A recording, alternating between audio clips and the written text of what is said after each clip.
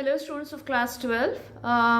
We have already finished the explanation of the poem Shall I Compare Thee to Summer's Day? And today, as I had already said, that today we are going to discuss the question and answers. Today I'm going to discuss, I have given the questions in the PDF and I'm going to discuss the answers of the short questions in today's class. Okay. The first question is what is the main idea of Sonnet 18? I repeat, the first question is what is the main idea of Sonnet 18? The main idea of Sonnet 18 is that time will not be able to devour the youthful beauty of the poet's friend, as he will immortalize his friend's beauty through his verse. This will be the answer for the first question. The next question is, who is referred to as thee in the title of the poem? Who is referred to as thee in the title of the poem, or to whom is Sonnet 18 addressed? Now, in some of the some places we find that it has been addressed to one WH and probably the Earl of Southampton, but we will just keep it as the poet's friend. So we will write it in this way, that here D refers to the poet's young friend.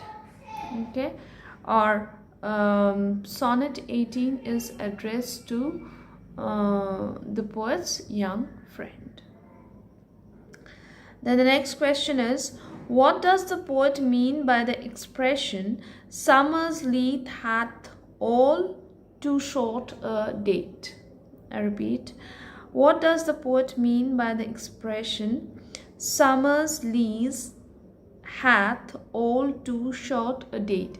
Hath, I have already told you while explaining it, that it is an old usage. It means has. Okay, so summer's leaves, as I told you, that it is the span. Okay, it refers to the span of the season.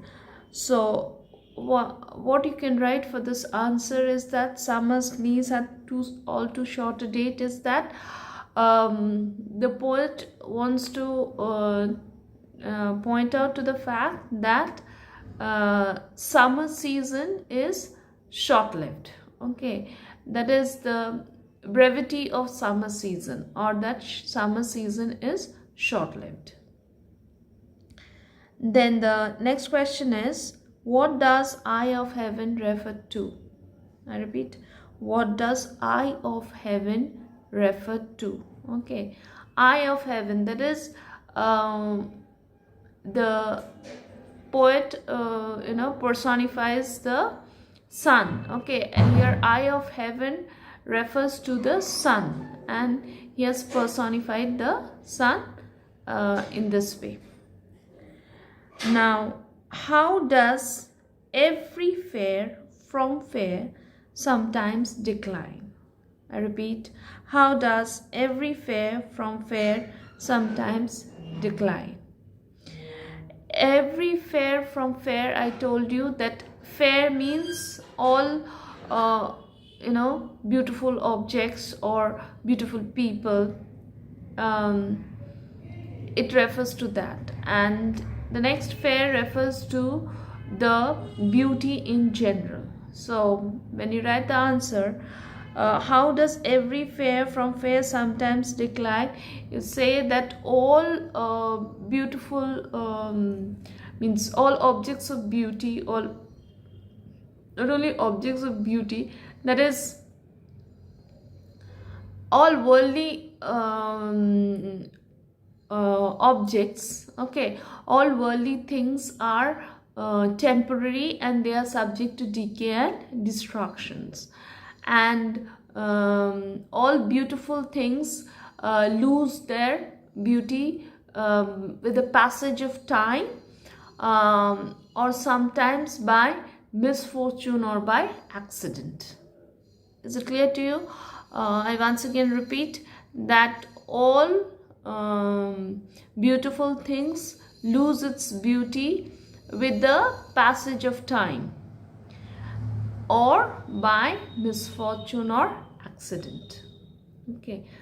And you can also add this point that all worldly things are temporary, are ephemeral. Okay, all are temporary. Ephemeral means temporary.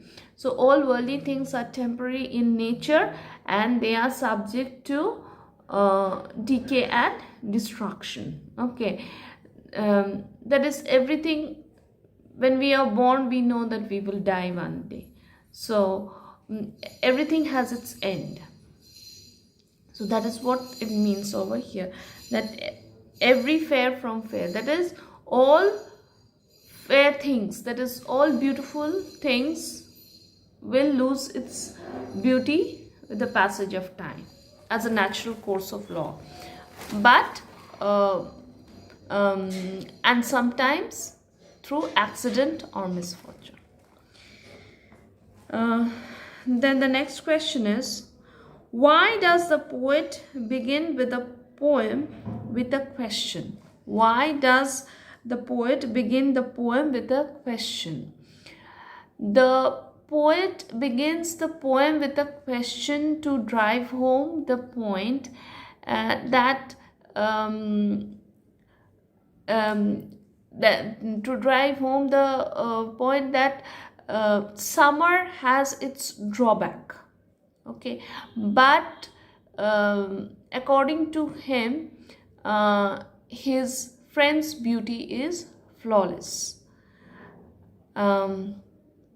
Okay, so that is, you can also write this, that he asks the question, he begins the question, begins the poem by asking a question if he should compare his friend's youthful beauty to a summer's day, but he makes his point very clear that his friend is more lovely and more temperate than a summer's day, as summer has its drawbacks but his or flaws, but his friend is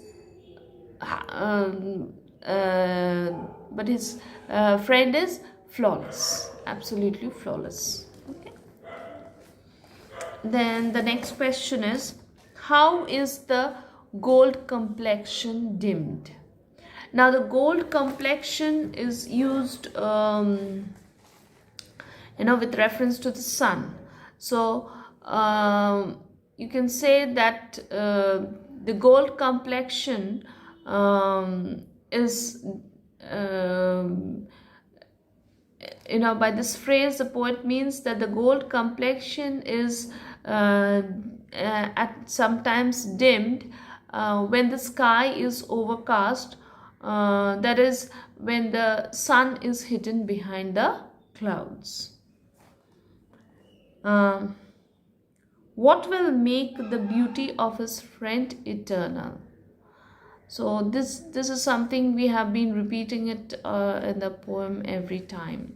Okay, his beauty, the beauty of his friend, or the youthful beauty of his friend will become eternal as he would immortalize his beauty through his verse, and as long as readers read his poems, the beauty of the poet's friend will remain youthful forever, or the beauty of his friend will remain young forever. Now the next question is, What shall death not brag in Shakespeare's Sonnet 18? Once again, I'm repeating the question. What shall death not brag in Shakespeare's Sonnet 18? The death cannot brag or death cannot boast of destroying the beauty of the poet's friend. Apparently, death might take away the life of outwardly. Death might boast of taking away his friend, as death is inevitable to any person who is born. But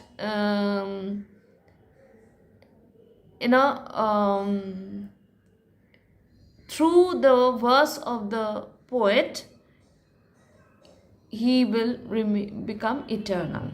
Okay, once again I'm repeating it, that death cannot boast of destroying the beauty of beauty of the poet's friend. Apparently, death might boast of taking away his friend, as death is inevitable to any person who has taken birth, but the beauty of his friend will remain forever through his verse. Then the next is, why does every fair object lose its beauty? It has already been answered, by the natural course of law. Okay, or as it says, nature's changing course, by the natural course of law, or by some kind of misfortune or ill luck. Means misfortune or accident. Means accident also is a misfortune. Now the next question is, what is the poet's declaration in the last two lines? The poet declares that so long as there is man is alive on this earth, and that is, he addresses his readers, that so long as the readers read his poem, the beauty means the youthful beauty of his friend will last forever. That is the declaration. What attempt has been made by the poet through Sonnet 18 to immortalize, means the beauty of a mortal being, that is his friend? What is nature's changing course? I have already given the answer. What is the structure of Sonnet 18? Now the structure of Sonnet 18 is that Sonnet 18 is written in the pattern of Shakespearean sonnet, and it has been divided into 3 quatrains, and it ends with a rhyming couplet. Give an example of an image used in Shakespeare's sonnet. You can give any image, that is, rough winds shake the darling buds of May, or the eye of too hot the eye of heaven shines. Any of the example if you give, that is okay. Okay, so with this we come to the end of the short answers. Okay, hope you will be able to write the answers, and please write every answer in complete sentences. Thank you, students.